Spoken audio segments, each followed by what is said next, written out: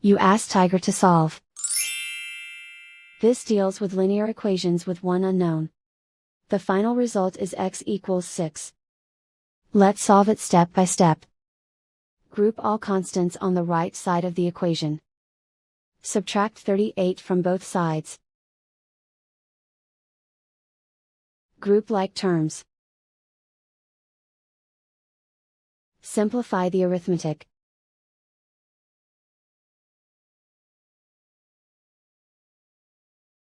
Isolate the x. Divide both sides by -4. Cancel out the negatives. Simplify the fraction. Cancel out the negatives.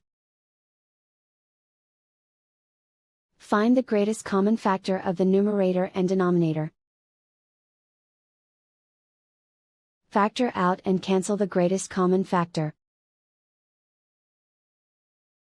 And so the final result is x equals 6.